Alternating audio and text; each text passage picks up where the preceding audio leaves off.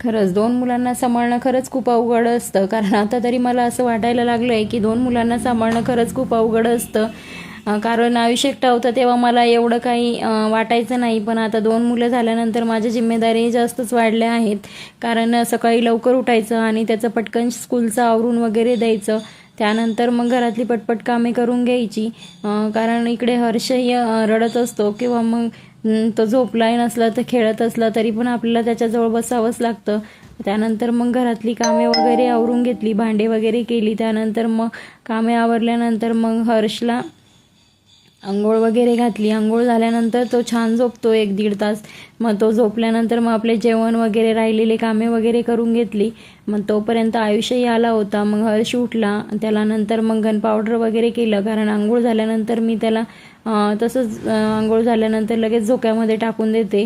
त्यानंतर उठल्यानंतर मग मी त्याचं गन पावडर वगैरे करते. आणि आज मला थोडंसं कामही होतं, काही बनवायचं होतं आज स्पेशल. त्यासाठी मग म्हटलं चला आज याचं पटकन आवरून देऊया.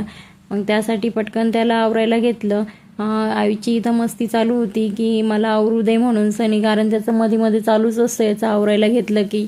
कारण त्याला वाटतं मी त्याला घेतलं पाहिजे उचलून, पण अजून त्याला घेता येत नाही कारण तो मान अजून एवढी व्यवस्थित धरत नाही. त्यामुळं मग मी त्याला घेऊ देत नाही.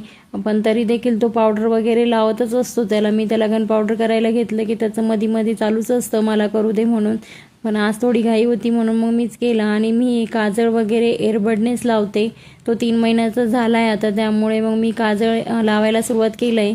तर काजळ हे मी एअरबडने छान असं काजळही भरलं जातं आणि लावलंही जातं. त्यामुळे मी नेहमीच एअरबडचा वापर करते. तुम्ही देखील लावून बघा. एअरबडने खूप छान पद्धतीने काजळ बाळाला लावलं जातं.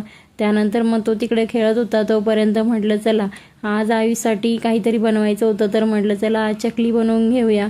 कारण ही इन्स्टंट चकली आहे जी की लवकर होते, जिला जास्त टाईम वगैरे लागत नाही.